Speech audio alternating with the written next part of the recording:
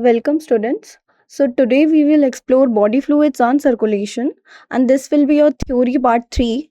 And today we will cover NCRT section 15.4, 15.5, and 15.6. So, this is a disclaimer. So, these will be our learning objectives. So, we will understand the concept of double circulation and structure of blood vessels in humans.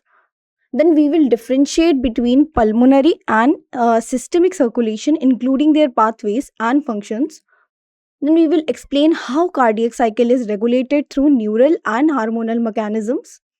Then we will identify common disorders of circulatory system, including hypertension, CAT, angina, and heart failure.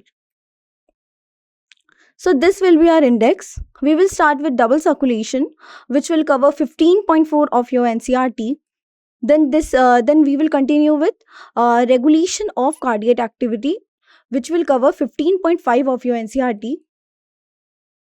Then we will look into disorders of circulatory system, and this section will cover 15.6 of your NCRT. Then we will bind up the chapter with summary. Then we will solve some NCRT based questions, and we will end this session with keynotes and interesting questions. So let's start with the introduction. So, structure of blood vessels. So today we will be going to we are going to around the structure to explore the structure of blood vessels, which is essential highways in our body for transporting blood. So understanding their structure is help us how blood flows efficiently to every cell. So think of blood vessels like different types of roads. Some are wide and strong, and others are narrow and flexible. So each with a specific role. So both arteries and veins have three distinct layers, and this is a fundamental similarity, even though their functions and thickness of these layers can differ. So remember, these three layers are present in all major blood vessels, forming the basic blueprint for their structure.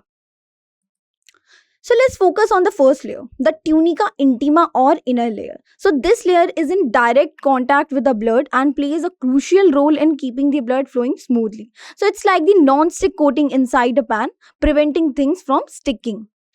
Talking about it, it is made up of squamous endothelium. So these are flat, thin cells creating smooth surface, reducing friction as blood moves through the vessel. So this smooth lining is essential for preventing blood clots and ensuring efficient circulation.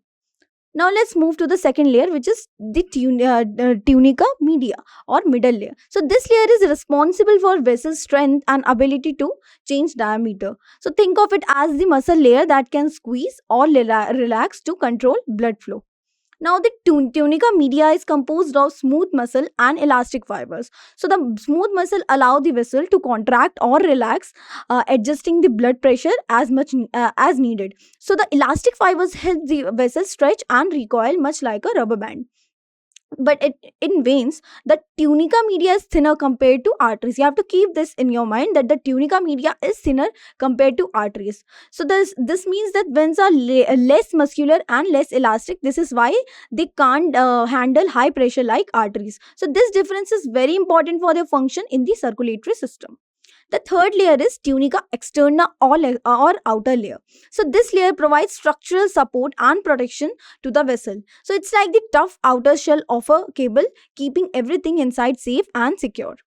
The tunica externa is made up of fibrous connective tissue. So this tough material helps anchor the vessel to surrounding tissues and prevent it from stretching too much. So it's essential for maintaining the vessel's shape and position.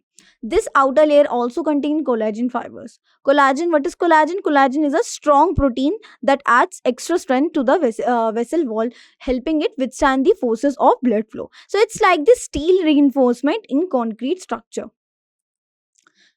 So here you can see the cross section of the artery and vein.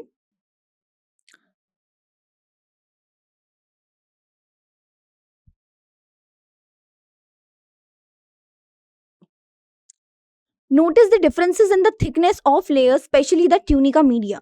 And the arteries' thicker walls help it understand higher pressure, while the veins' thinner wall allow it to carry more blood at lower pressure. Talking about double circulation, so let's focus on the first type, which is pulmonary circulation. The right ventricle here pumps blood into the pulmonary artery, sending it to the lungs. So, emphasize that this blood flow is low in oxygen and needs to be refreshed. Now, oxygenated blood returns to the heart through the pulmonary veins, ending at left atrium. So, this step is crucial because it prepares the blood for distribution to the rest of the body. So, let's summarize the types of circulation. So here is the first type, that is pulmonary circulation. Remember, this is the pathway from the right ventricle to the lungs and back to the left atrium. So the right ventricle pumps blood into the pulmonary artery, sending it to the lungs. So this is like sending a delivery truck to pick up the fresh load of oxygen. So here oxygenated blood returns to the heart via pulmonary veins ending at the left atrium. So this completes the pulmonary circuit and gets the blood ready for the next phase. So look, you have to look at this diagram. Notice how blood flows from the right ventricle to the lungs and then back to the left atrium. So this visual aids like this help us to see the path blood takes during double circulation. So this is a schematic plan of blood circulation in humans.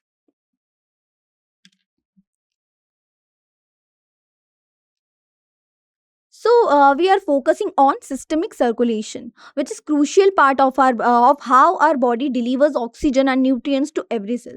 So think of it as the main delivery route in a city, making sure every neighborhood get what it needs. So we will break down each step one by one and see how blood travels through the body. So let's focus on the first step. Systemic circulation begins with oxygenated blood leaving the left ventricle and entering the aorta. So this is the starting point for delivering oxygen to the entire body.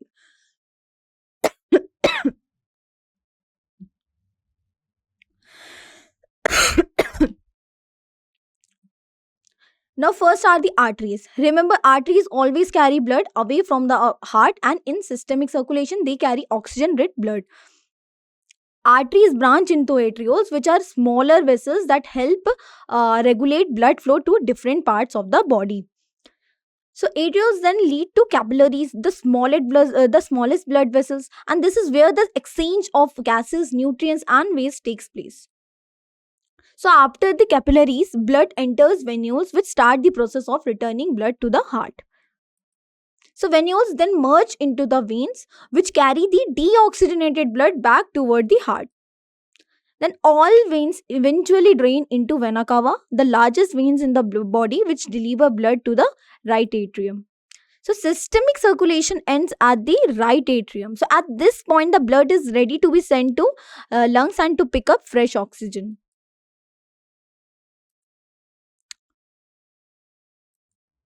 So let's look at the specific functions of systemic circulation in more detail.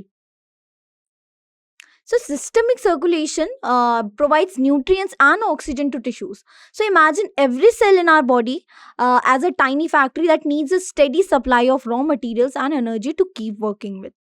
Second, systemic circulation removes CO2 and harmful substances from tissues. So this is like taking out the trash so the factory can keep running smoothly without being overwhelmed by waste. So this is this schematic plan of blood circulation in human. So let's focus on hepatic portal system. This is a key example of how our body routes blood for special processing. So pay attention to how this system is different from the usual blood flow. So the hepatic portal system is unique because it forms a direct connection between digestive tract and the liver. So this means that everything absorbed from our food first goes to the liver, which acts like a security checkpoint. So before entering the mainstream.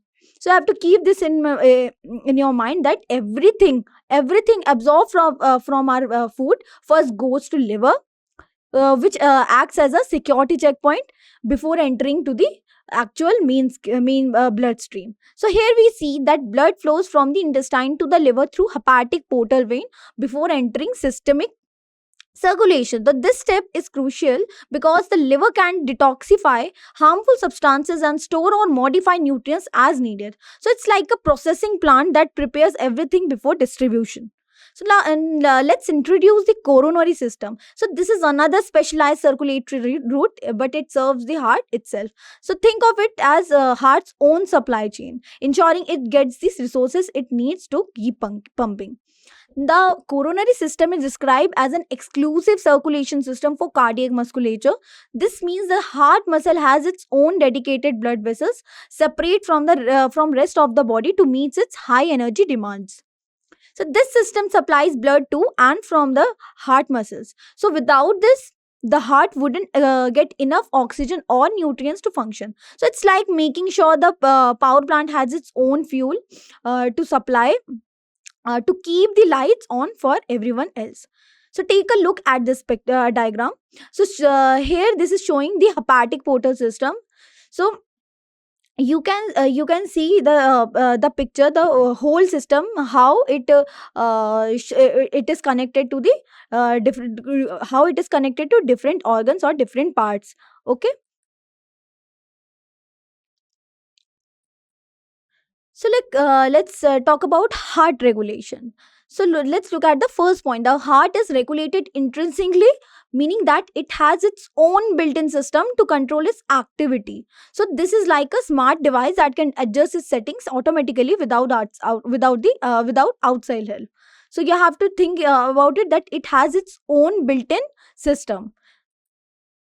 So adding to this, the heart's regulation is managed by specialized muscles called as nodal tissue. So these tissues generate and conduct electrical impulses that make the heartbeat in coordinated way, much like a conductor leading an orchestra. So, because of this cell circulation, the heart is described as myogenics. This means the muscle itself initiates the heartbeat rather than relying on external nerves. So, it's a unique feature that helps the heart keep beating even if nerve connections are cut. Let's see neural control. So, while the heart can regulate itself, it also receives signals from the nervous system to fine tune its activity. So this dual control ensures the heart can respond quickly to the changes in the body needs. A special neural center in the medulla oblongata of brain is responsible for this type of regulation. Think of medulla as this control tower at an airport, directing the heart's activity based on incoming information. And this neural center moderates the heart function through the autonomic nervous system, or we can call it as ANS. The ANS acts automatically, adjusting the heart rate up and down depending on whether you are resting or active, just like cruise control in a car. So we have already talked about this picture. So now we will focus on how the autonomic nervous system or ANS controls the heart. The ANS had two main types, that is the sympathetic and parasympathetic nerves. Think of them as body's accelerator and brake for the heart. So we will see how each one affects heart's function step by step. So let's focus on first effect of sympathetic nerves, that is they increase the rate of heartbeat. So this is like your body's way of getting ready for action, making sure your muscles and organs get more oxygen and quickly when needed. Next, sympathetic nerves also increase the strength of ventricular contraction. So imagine your heart as a pump. When it squeezes harder, it pushes more blood out with each heartbeat, helping your body respond to stress or exercise. So as a result of these changes, the cardiac output increases. So a cardiac output, what is it? It is the total volume of blood the heart pumps per minute. So this means your body can deliver more nutrients and oxygen during the times of need. Now let's switch to parasympathetic nerves. So these act like the brakes for your heart, helping to slow things down and conserve energy when you are at rest. So the parasympathetic nerves decrease the rate of heartbeat. This is important. This is important for relaxation and recovery, which will allow your heart to take it easy when you are not active. So sympathetic is for contraction and parasympathetic is for relaxation. It is responsible for relaxation. So they also decrease the speed of conduction of the action potential. So this means the electrical signals that make your heartbeat travel more slowly, further slowing down your heart's activity. So as a result, the cardiac output decreases. So this helps our bodies save energy and maintain balance when you are calm or sleeping. So again, we have already discussed about this picture. Now we are focusing on hormonal control in the regulation of body fluids and circulation. So hormone play a crucial role in how our heart and blood vessels respond to different situations like stress or exercise. So we will see how specific hormones can quickly change our heart, how our heart works and how blood flows through our throughout the body. Now let's take at the specific hormones released by adrenal medulla, adrenaline and noradrenaline. So these hormones are crucial for increasing cardiac output, which means that they help the heart pump more blood during times of need, like when you are running or scared. So let's focus first on adrenaline, also called as epinephrine. So this hormone is released in response to stress or excitement and has several important effects on the body. One key action of adrenaline is to increase blood glucose levels. Okay, so it does it by promoting glycogenolysis, which is the breakdown of stored glycogen into glucose in the liver and skeletal muscles. So this gives your body a quick energy supply, just like fueling up before a race. Now, adrenaline, it also causes bronchodilation, which means it relaxes the smooth muscles in your airways. So, this widens the air passages, making it easier to breathe and allowing more oxygen to reach your muscles during intense activity. Now, let's turn to non-adrenaline, or we can say non-epinephrine. So while it's similar to adrenaline, it has distinct effects, especially on blood vessels and the brain. The main function of non-adrenaline is vasoconstriction. So this means it narrows the blood vessels, increasing resistance and raising blood pressure. Think of it like tightening a hose to make water flow faster with more space. So non-adrenaline also acts as a neurotransmitter in the brain, playing a major role in attention and arousal. So it helps us alert and ready to respond to our environment, especially when we are in stressful situation. So we have already talked about this diagram. So now we will focus on disorders of circulatory system. So this is an important topic because our circulatory system is like the body's delivery network, which transport oxygen, nutrients, and removes waste. So when something goes wrong here, it can affect the whole body. So let's explore one of the most common disorder together one by one. Now focus on high blood pressure or hypertension. So this is one of the most common disorders of circulatory system, and it's important to understand what it is and why it matters. So first, let's recall what normal blood pressure should be. So for a healthy individual, it's 120 over 80 mmHg. So the number is systolic, is when heart contracts, and the second number is diastolic. It is when heart relaxes. So think of it like the high and low tides in the ocean. Both are important for balance. Now hypertension is when high blood pressure, or when blood pressure stays above 140 over 90 mmHg for a longer time. This means the heart and blood vessels are under constant extra pressure, which can wear them out faster, just like a machine that's always running at high speed. So why this is a problem? Because it can lead to heart diseases and can also damage important organs like the brain and kidneys. So it's like having too much pressure in a water pipe, and it can cause leaks or bursts, leading to serious issues. So take a look at this diagram. Shows how hypertension affects the anatomy of the circulatory system. Notice the changes in the blood vessels and heart. So Here you can we can see three zones, that is normal, one is hyper pre hypertension, one is hypertension. In normal zone we cannot see any kind of deposition.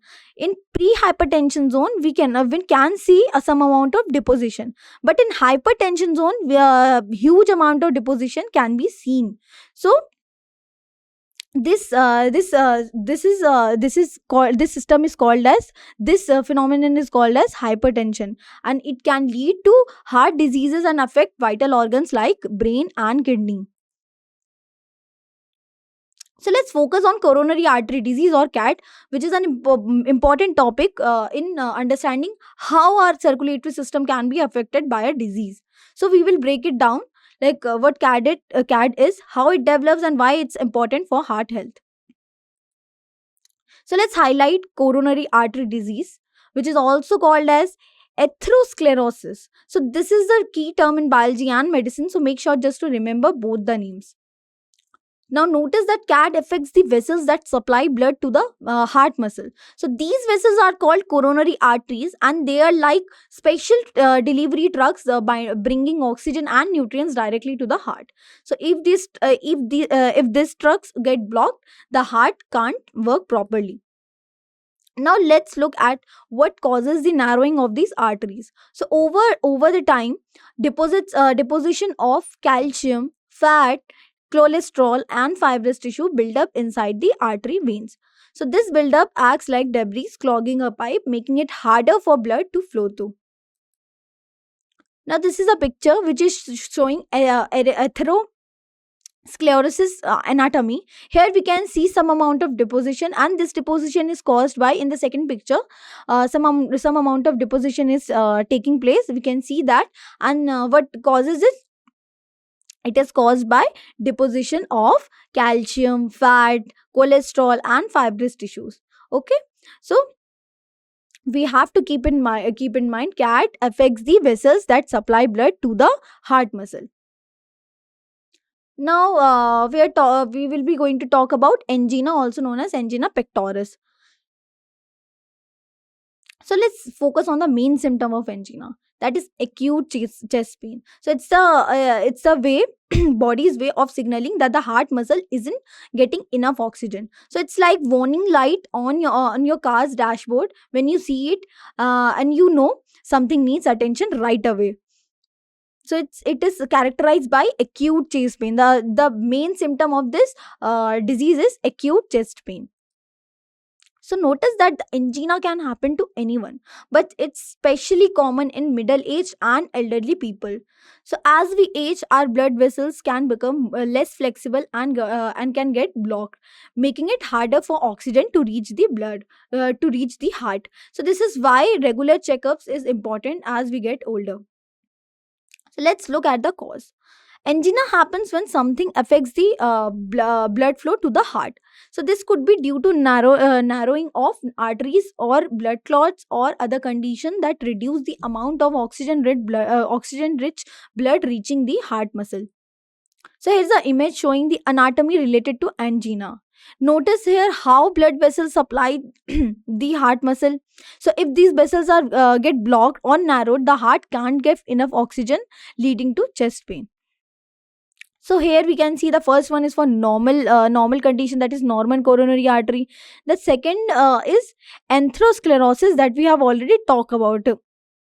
Then the third one is atherosclerosis with blood clot. Here you can see the blood clot over the yellow region. Okay, so this is the third level, and the fourth one is coronary spasm. So this is that is why, due to spasm, the patients experience acute chest pain. So here's the image showing the anatomy related. So we will focus on heart failure. It's an important topic in body fluids and circulation. So the heart is like the engine of our body, pumping blood to all of our organs. So let's explore what this engine does when this engine doesn't work as it should. So let's look closely at the definition of heart failure. So it's a state where the heart is not pumping blood effectively enough to meet the needs of the body. This means the body's organs and tissues may not get enough oxygen and nutrients, leading to fatigue and other symptoms. Now let's focus on key symptom, that is congestion of the lungs. So this happens because the heart can't keep can't keep up with the blood returning from the lungs, causing fluid to build up. This is why heart failure is often called as congestive heart failure. So it's important to distinguish heart failure and cardiac arrest. When the heart stops beating completely, it's called as cardiac arrest.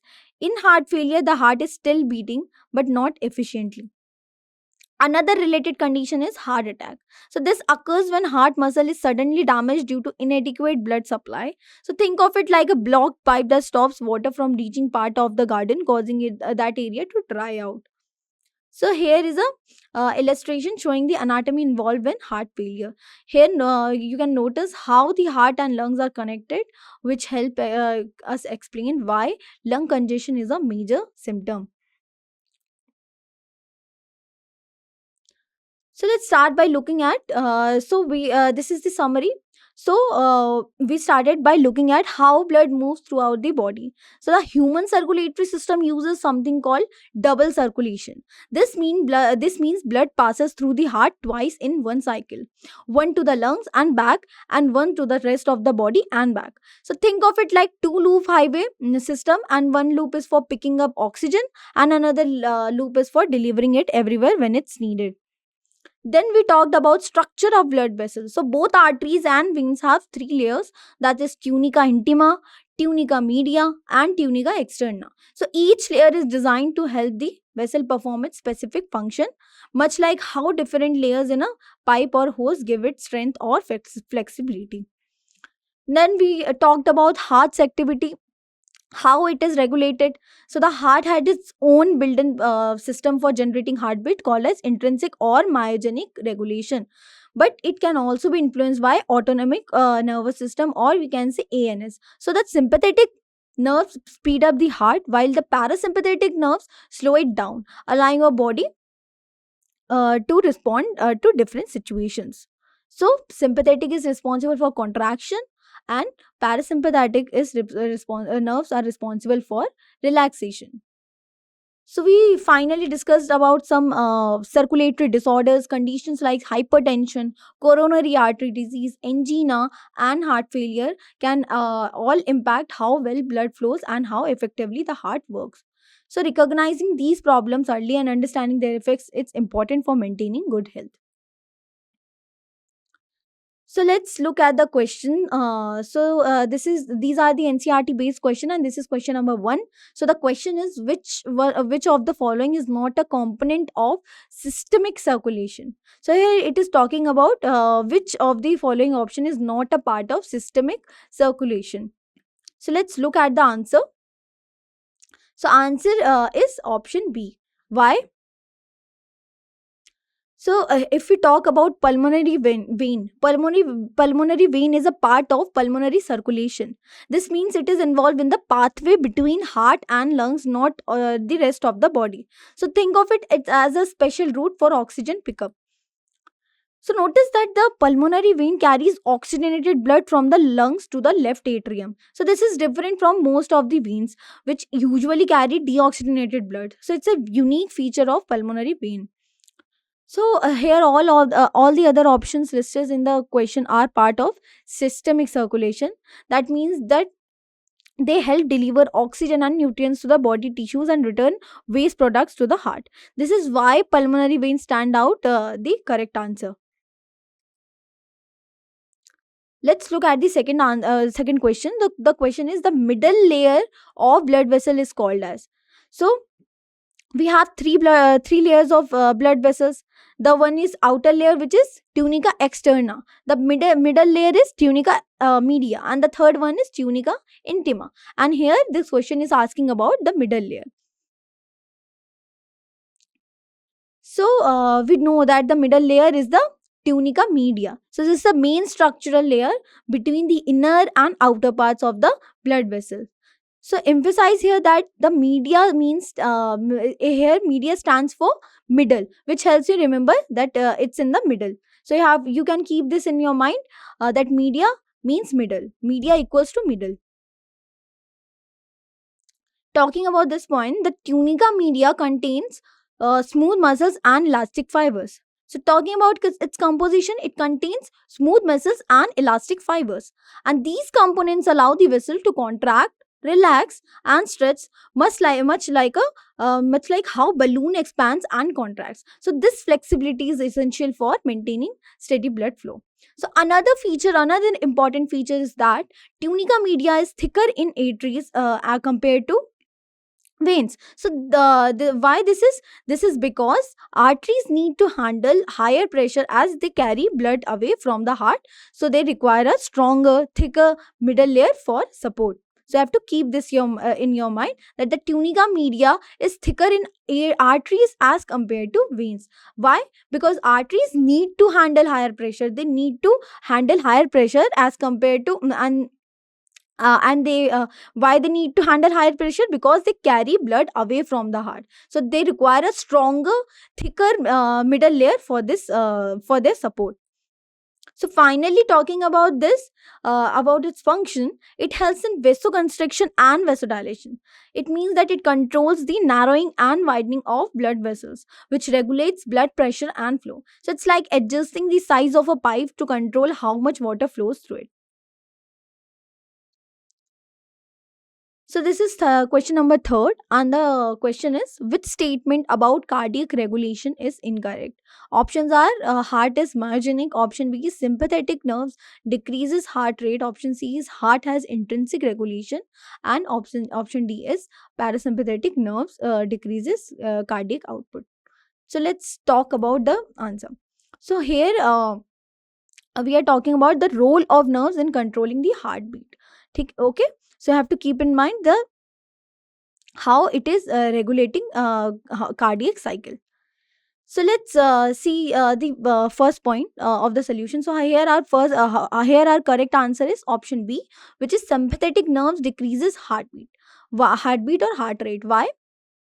As sympathetic, talking about sympathetic nerves, it increases heartbeat. Okay, and the question is asking about the incorrect one, but this statement, that is option B, is telling the opposite answer, because sympathetic nerves are helps in increasing heartbeat. It promotes or it increases, enhances heart rate. Okay, so emphasize that this is the opposite of what incorrect statement is claimed.